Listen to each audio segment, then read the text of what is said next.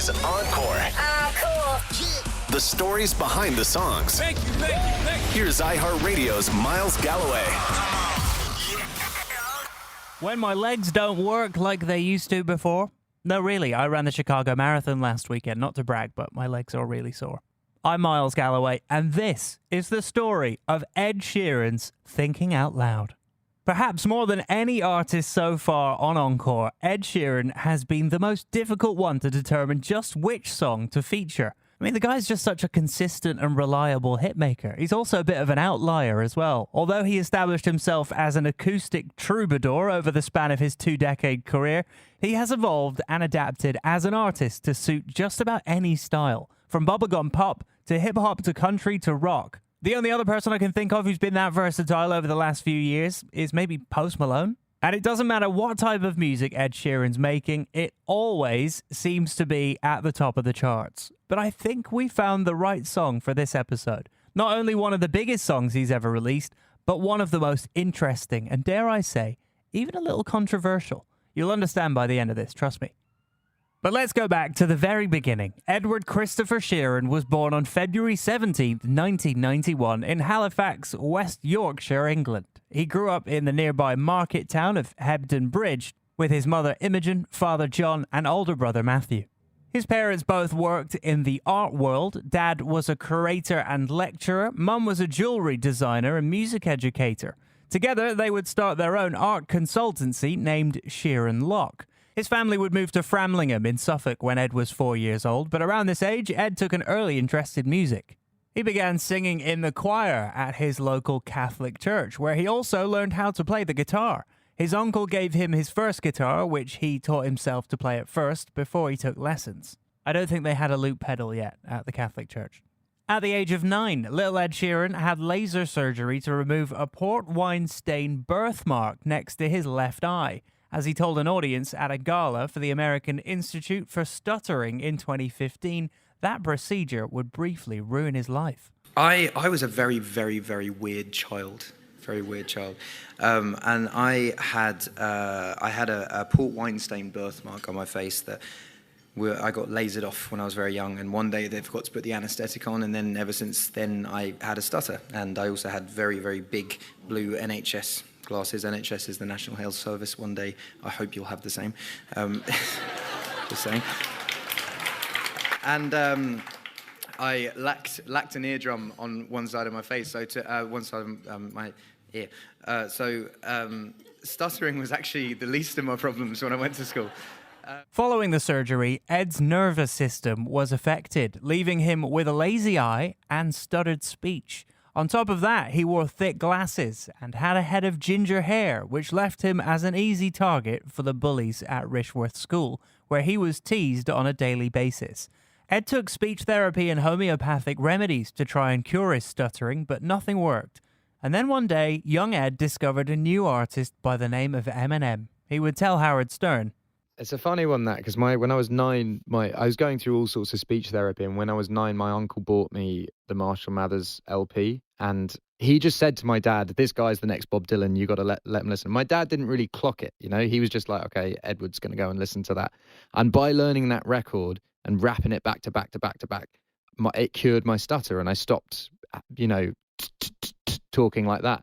Years later, I've made songs with Eminem now, and we've got to know each other quite well. As a kid, Ed questioned his sexuality, later admitting to the Man podcast that he wasn't a hugely masculine person and had a definite feminine side.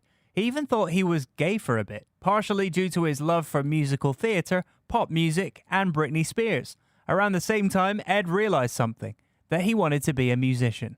2 moments in his life convinced him of his future. First, he saw Eric Clapton on TV perform at the Party at the Palace, a big concert thrown at Buckingham Palace Garden in London on June 3rd, 2002, for Queen Elizabeth's Golden Jubilee. Then he attended a concert by singer-songwriter Damien Rice at a venue called Whelan's in Dublin, Ireland. He would tell Ryan Tubridy of The Late Late Show, "I was only about 11 or 12 when I saw Damien play at Whelan's. That night literally changed my life. The time he spent talking with me after the show made all the difference. It inspired me in a way that I only hope to do for someone else." I wouldn't be a singer-songwriter had I not gone to Whelan's and watched Damien Rice play. Rice would tell the young aspiring musician to start writing his own music, which is exactly what he did. As soon as he got home from the gig, he began writing songs.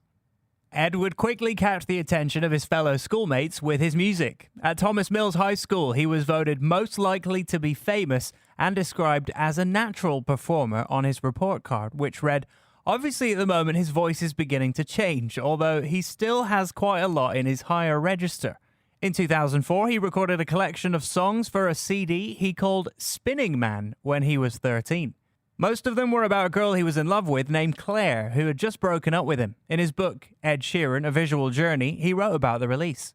"I burned the CDs myself and made the covers. There were 14 songs, and they were all songs that rhymed. One lyric went, 'I'm a typical average teen, if you know what I mean.' There were probably 20 copies of Spinning Man in existence, and I have 19 of them. I don't want anyone else to get a hold of a copy." Turns out there were 21 copies in total. The two that Ed doesn't own were sold at auction. One fetched an impressive 8,000 British pounds, while the other went for a whopping 50 grand. I wonder if Ed bid on either of those. Taking inspiration from legendary singer-songwriters such as Eric Clapton, Paul McCartney, Bob Dylan, and Van Morrison, Ed was convinced that he wanted to pursue music as a career. Once he finished school, Ed spent his student grant money on train tickets so he could travel around the country, busking and performing at open mic nights, selling his self-released CDs, and crashing on the sofas of fans along the way. Eventually, he ended up in London to see if he could get discovered. Ed would tell Rolling Stone, "I spent so long with people laughing about me making music. Everyone saw me as a joke, and no one thought I could do it." While he focused on his music, he also attended the British National Youth Theatre, which helped launch the careers of Daniel Craig, Helen Mirren, Colin Firth, and Kate Winslet. Ed participated in a presentation of Frankenstein, which he says helped him with getting up in front of crowds to perform. Ed also auditioned for a TV series called Britannia High, a drama that focused on the lives of a group of teenagers and their mentors at a fictional London theatre school. Poor Ed struggled with the dance lessons, but seemed to impress the judges with his music. Some were clearly going to struggle. Ed hasn't a clue what he's doing, but he's trying. I'm just trying to really get it in my head. I think I messed up as well. I got kicked in the face by accident. What? But performers like Ed couldn't be ignored, because what he lacked in dance ability, he more than made up for in his musical talents. He's great, he's quirky. And I don't care if you're lost, it's in our hearts, we both know that. His voice is classic rock singer. Absolutely. I'd be interested to see what the acting guys have got to say, though. Acting and dancing, who knows? But he's 16, he's the real thing. He's 16, you know. I'll be signing him anyway. Unfortunately, or perhaps fortunately for Ed, he didn't make the cut and wasn't cast on the show. But I can safely say both you and I wouldn't know the names of anyone who did. And for what it's worth, Britannia High only lasted 9 episodes. It was for the best. Instead, Ed tried to focus more on getting his music heard. He reached out to an alternative folk duo called Nizlopi, asking if he could help roadie for them. John Parker from the band told The Guardian of their time with Ed on tour, saying, "I remember him being very enthusiastic, always asking questions. I do remember in Bristol him just drinking our rider. It was a full-on gig for me, and I was like, I could really do with a cold beer. All gone. I said to my bandmate Luke, we can't have him on tour." But Ed continued to open up shows for Nizlopi, winning over the crowd.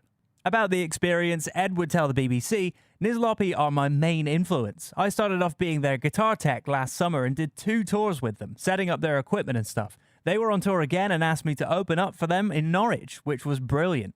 I went down really well and sold 20 CDs at the gig, which was very, very good. The crowd seemed to like it."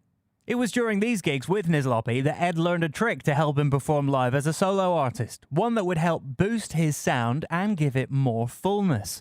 Watching the Irish singer-songwriter Gary Dunn perform, Ed discovered the loop guitar pedal, which allows musicians to create instant recordings of a musical performance and play them back in real time. The loop pedal has become such a big part of how he performs that, to this day, Ed plays a lot of his shows by himself. That, kids, is how you make a lot of money, by doing everything by yourself. Ed now sells his own line of loop pedal stations, by the way. Here's Ed explaining to Access Creative College, where he took an artist development course, on why he chose to incorporate the pedal, as well as rapping and beatboxing when he was trying to establish his own sound. And when I first was gigging around London, James Blunt, James Morrison, Paolo Nutini, like these were the kind of big singer-songwriter names. And everyone was trying to do that. Everyone was trying to sing songs like You're Beautiful, wearing leather jackets, like doing that. And I found myself doing that at one point. I used to use the loop pedal, still do, but like beatbox and rap and do all of that. And I was being told not to do that because James Blunt didn't do it. And that was the thing at the time that sold. And I found myself doing a gig without a loop pedal, not beatboxing, and being like, it's just not enjoyable. I don't care if like it's not the thing, it's just not enjoyable. I love rapping. I know people look on stage and they see a fat white ginger kid beatboxing and rapping, but I actually really, really enjoyed doing it, and I didn't enjoy the gigs not doing it. So I just carried on doing what I loved. And then eventually people clock on, like the general public aren't idiots, like they see what's real and what's not, and what's real is enjoyment and belief. And if I walk on stage and go, I love this, you might like it too, people go, yeah, actually I do. Or, nah, not for me. But if I walk on stage and be like, this is what I think you're gonna like, they're not gonna like it.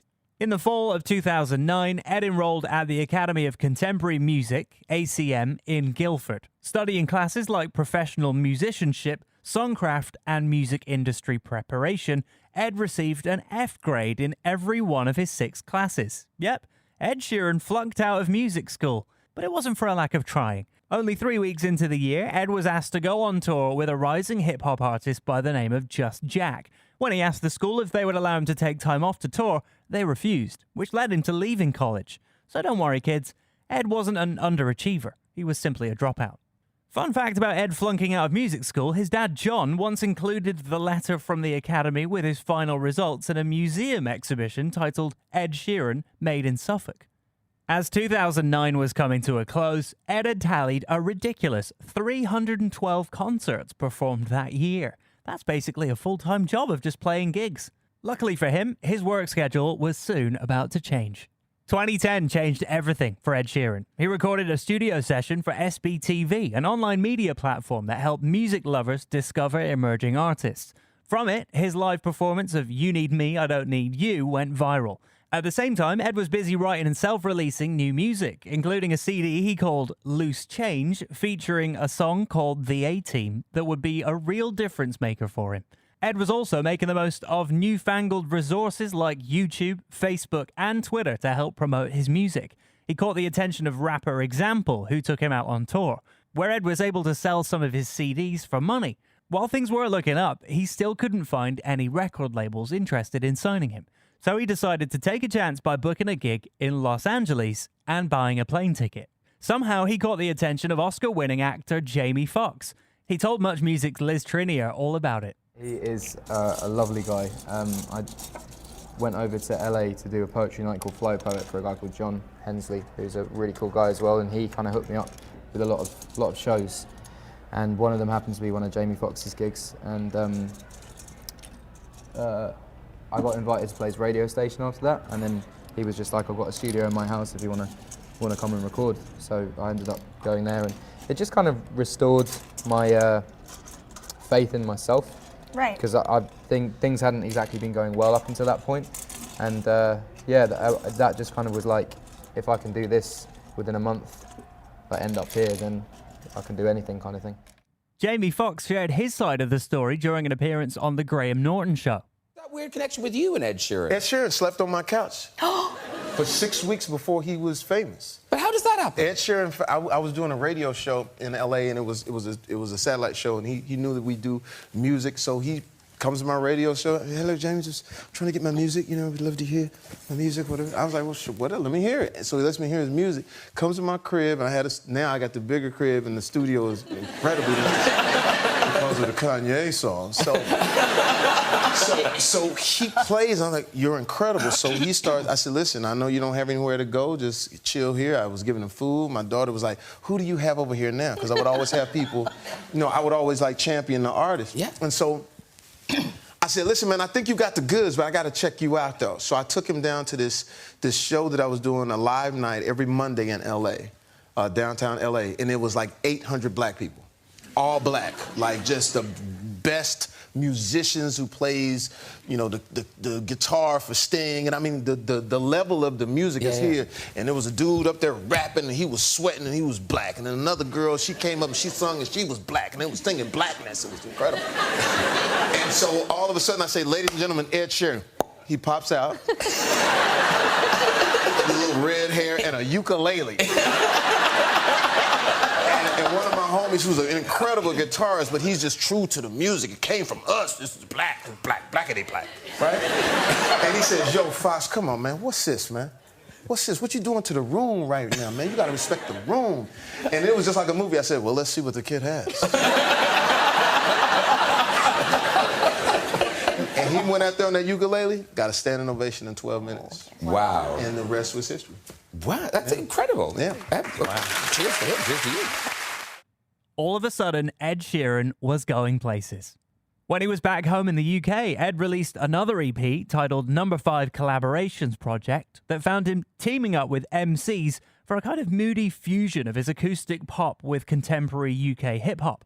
The EP was an unexpected success, reaching number 2 on the iTunes chart and selling more than 7,000 copies in its first week of release without any real promotion behind it.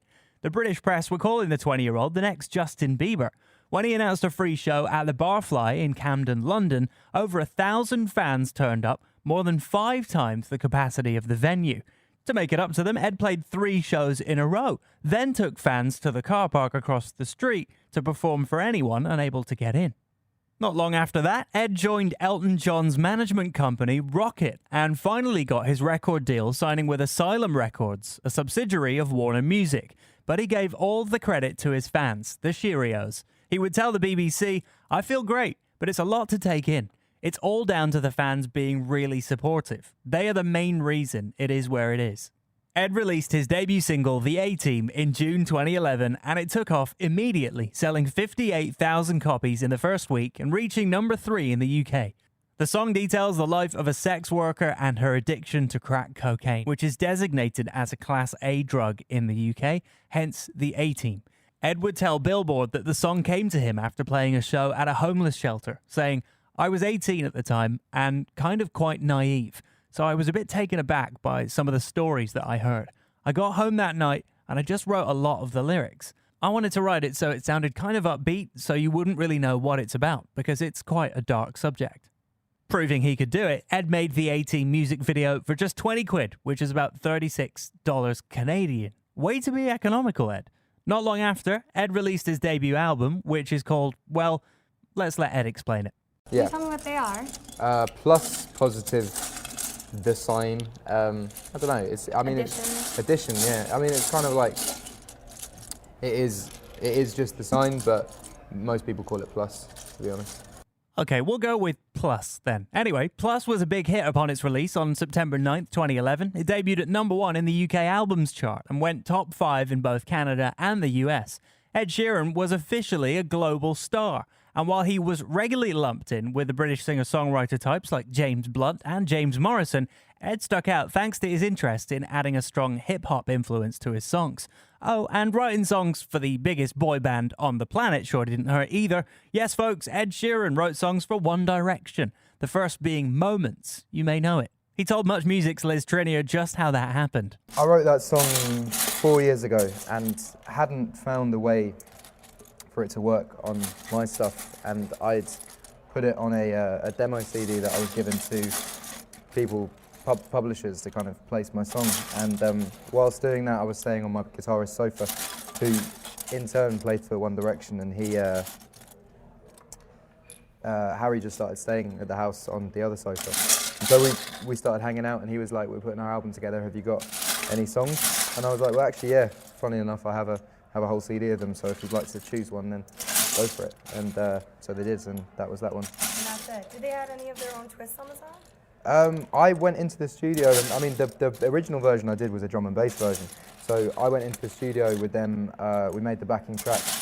And then what I was most surprised about is how well they can sing. I mean, it was really, really good. And so yeah, it was a really interesting studio session, because you can get them to sing some really cool stuff over it. So yeah, it was fun. In case you're wondering what all of that noise is in the background, Ed was making a cat out of Lego during the interview. And that's because his next hit was called Lego House. So naturally, when you name a song after famous interlocking plastic toy bricks, it follows you around. No, the video for Lego House starred fellow ginger famous person Rupert Grint, also known as Ron Weasley, from the Harry Potter films. Not me, not Hermione, you. And yes, people did get the two of them mixed up quite a bit, simply because of the red hair. People just say I look like him, so I Put him in your music videos? Pretty much, yeah. In both Drunk and Lego House. Yeah. Well, there's a Drunk video with the cat as well, and the cat is actually from Harry Potter. It is? Yeah, it's Mrs. Norris in Harry Potter. The real cat? The real cat, yeah. Are you a big Harry Potter fan? I like Harry Potter, yeah, it's good.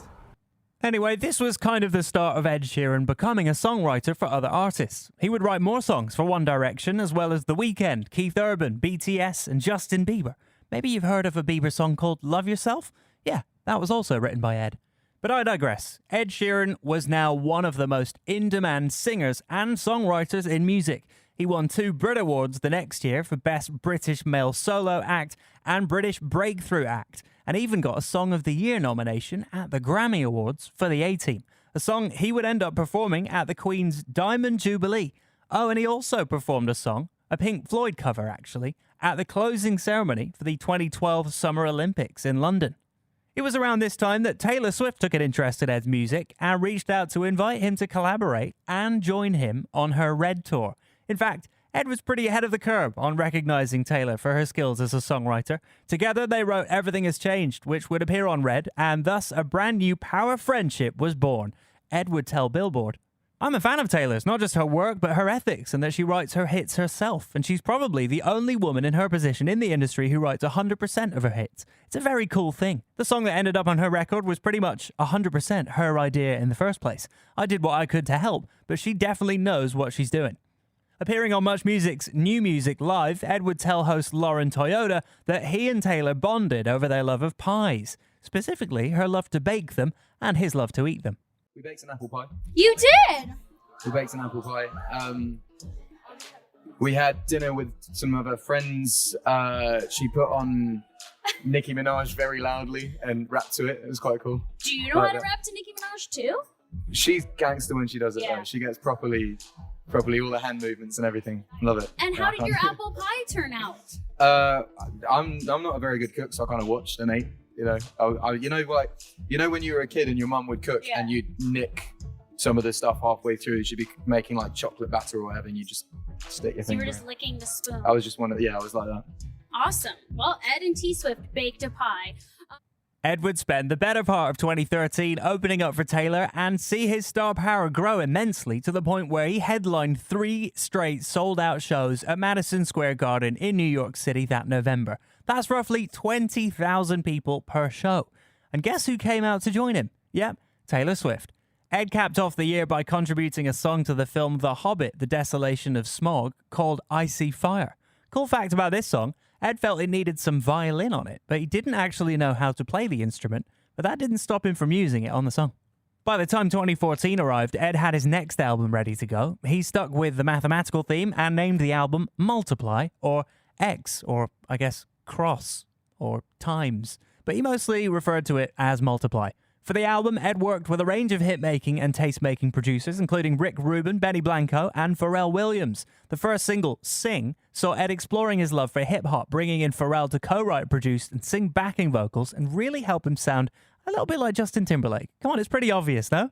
Ed had a custom puppet of himself made for the video, who gets up to all sorts of debaucherous fun. Sing was a hit, scoring Ed his first #1 in the UK and #4 in Canada. But the song fans really wanted was the single that came next. Multiply was released on June 20th, 2014, and to no one's surprise, it reached #1 in 15 countries, including Canada, the US, the UK, and Ghana. Much Music's Liz Trinier asked Ed about that feat. Yeah, it went #1 in Ghana. Ghana. I've never been to Ghana. So how does that feel for you to go #1 in a country you've never been? I think for me it's quite random that I did Ghana because I mean it was like 5 record sales in Ghana. You don't have to sell much to go #1 in Ghana. I've sold one record in Laos. Honesty. I want to go to Laos and find the dude that bought my record though and do a gig for him. You sold one record. Yeah. It's pretty tight. That's And that pretty was tight. like a top 10. Like, that's how little records people sell over there. Well, that's okay. Multiply ended up becoming Spotify's most streamed album of 2014, with more than 430 million streams in basically 6 months. Not too shabby. It would go on to sell more than 10 million copies worldwide. Ed acknowledged this milestone by posting a simple "f yeah" on his Instagram account. In fact, Multiply was such a hit, it became the 20th best-selling album in UK history. That includes The Beatles, Queen, Adele, Oasis, and Pink Floyd. That's some good company to be in. Part of the album's success was its third single, a song called Thinking Out Loud. Now, normally the third single from an album gets released and generally forgotten after a few weeks, but not the case with this song. After releasing some slick R&B pop for the first 2 singles, Sing and Don't, which was reportedly about his ex-girlfriend Ellie Goulding, Ed offered up a true love song for the next one. Produced by Jake Gosling, Thinking Out Loud was a ballad written for his girlfriend at the time, Athena Andrelos. It was the last song Ed wrote for the album, as well as the only happy song he wrote for the album. He has called it his Walking Down the Aisle song, though. I'm pretty sure he didn't walk down to it when he married his wife, Cherry Seaborn, in 2018. Ed met his wife when he was in high school, but he actually wrote Thinking Out Loud with another past schoolmate, Amy Wadge, a songwriter herself. The two previously collaborated on an EP together in 2010 called Songs I Wrote with Amy, so when Amy came by Ed's place for a visit to just chill out one day, something happened. Amy picked up a guitar while Ed was in the shower and began strumming a tune, which Ed happened to hear. They sat down and began working on it, and according to legend, they composed the song in just 20 minutes in the early hours of February 4th, 2014. Inspiration came from many different places. Ed's girlfriend, the influence of Van Morrison, a favourite songwriter of Ed's, and the idea of everlasting love, which came from thinking about his grandparents' marriage. But here's the thing about Ed writing the song with Amy. Not only did he do it to spend time with his friend, but he also did it to help her out. A year or so after the song came out, in an interview with the Daily Mirror, Ed revealed that Amy needed some assistance paying her bills. He told the paper, "She was going through financial troubles about a year ago. She drove to my house, my album was nearly done, and she asked if I could put a song from when I was 17 on the deluxe album so she could get a little bit of money and pay the mortgage and bills and stuff. While she was there, we wrote Thinking Out Loud. Now she never has to worry about money again. She's got a family and 2 kids and stuff, and every time I speak to her, she's going on holiday. It's really nice to see. It wouldn't have happened if she hadn't come down from Wales to see me." Thinking Out Loud would go on to be Ed's biggest hit at the time. It topped the UK charts and reached number 2 in Canada and the US. In fact, Thinking Out Loud became the first single to spend a full year in the UK Top 40. At the 58th Grammy Awards, it would win Best Pop Solo Performance and Song of the Year. Here is Ed's acceptance speech. Wow. Thank you very much. Thank you. I just want to say thank you very much to Jake, Chris, and Jake's dad for recording the song, Amy for writing the song with me. We wrote it on a couch in my house after having dinner, quite odd. Thank you to Atlantic Records, thank you to all the Grammy voters, my manager Stuart, my parents who have flown for the past 4 years to come to the Grammys every single year, and every time I lose, they go, maybe next year.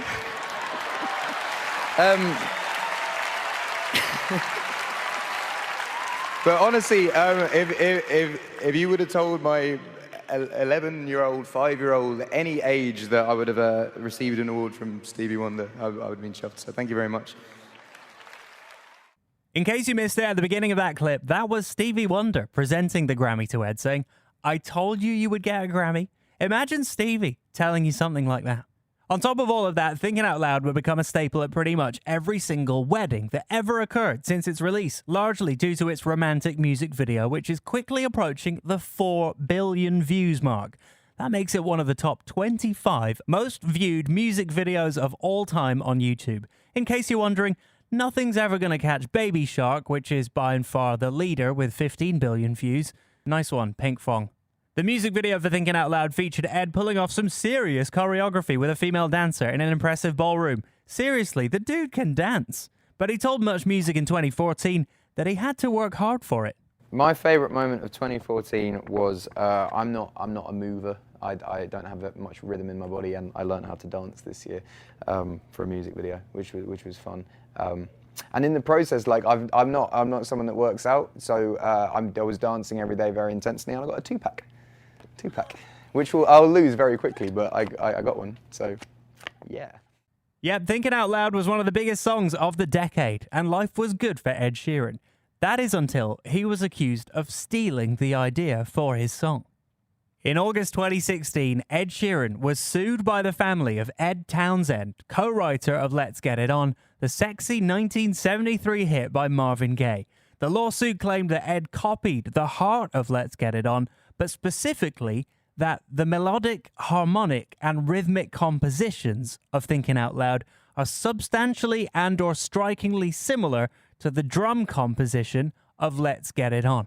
The case was dismissed in February 2017 without prejudice, but it wasn't closed. Then in August 2018, Ed was sued once again for the same thing, this time for $100 million in damages by a company called Structured Asset Sales, which owned 1/3 of the copyright to Let's Get It On. The case wouldn't be heard until 5 years later. When Ed took to the stand, he even performed a mashup of both his song and Marvin Gaye's song to demonstrate just how common the 4-chord progression is when it comes to writing songs. Have you ever seen that comedy bit by the Australian comedy group Axis of Awesome, who prove that countless songs sound the same because they use the same 4 chords? It's a pretty funny sketch, and so effective in proving its point that it was actually used as a defense for Ed's case. Look it up on YouTube, it's definitely worth your while. While the plaintiffs thought they had a smoking gun in a video of Ed playing a mashup of the songs live at one of his concerts, he responded, "If I had done what you're accusing me of doing, I'd be quite an idiot to stand on stage in front of 25,000 people." In the end, after 3 hours of deliberation, a Manhattan jury found that Ed did not engage in willful copyright infringement, and he defeated the lawsuit. Ed spoke to the press afterwards. I'm obviously very happy with the outcome of the case, and it looks like I'm not having to retire from my day job after all. But at the same time, I'm unbelievably frustrated that baseless claims like this are allowed to go to court at all. We've spent the last 8 years talking about 2 songs with dramatically different lyrics, melodies, and 4 chords which are also different and used by songwriters every day all over the world. These chords are common building blocks which were used to create music long before Let's Get It On was written, and will be used to make music long after we are all gone. They are in a songwriter's alphabet, our toolkit, and should be there for all of us to use. No one owns them, or the way they are played, in the same way that nobody owns the colour blue. I'm just a guy with a guitar who loves writing music for people to enjoy. I am not and will never allow myself to be a piggy bank for anyone to shake. Having to be in New York for this trial has meant that I've missed being with my family at my grandmother's funeral in Ireland, and I will never get that time back. These trials take a significant toll on everyone involved, including Catherine. I want to thank the jury for making the decision that will help protect the creative process of songwriters here in the United States and all around the world. To celebrate the victory, Ed's co-writer, Amy Wadge, has the words "independently created" tattooed on her arm. While the allegations of plagiarism may have threatened the legacy of Thinking Out Loud, the song remains one of Ed's biggest songs to date. It's been parodied by Jeremy Renner for his character of Marvel's Hawkeye on The Tonight Show with Jimmy Fallon. It was also spoofed on the sitcom Crazy Ex-Girlfriend, which even reenacted the video's big dance. And yes, Swifties, Taylor Swift sang a duet with Ed to the song when he performed at Wembley Stadium in London on the Eras Tour. Doesn't get any bigger than that. Perhaps the most memorable performance of Thinking Out Loud, however, happened on September 7th, 2024, Ed performing on stage in Larnaca, Cyprus, when all of a sudden, he sliced his finger on his guitar. Thankfully, fans up front noticed blood was gushing from his hand and his team sprung into action with some bandages. But not before he began singing Thinking Out Loud. Yes, even a little first aid couldn't stop Ed from giving the fans what they wanted, a blood-soaked performance of his Grammy-winning hit. I'm Miles Galloway, and that was the story of Ed Sheeran's Thinking Out Loud on Encore, with new episodes every Thursday. Encore is an iHeartRadio Canada podcast. Subscribe to this podcast on iHeartRadio or wherever you get your podcasts. Download the iHeartRadio app for more great podcasts just like these.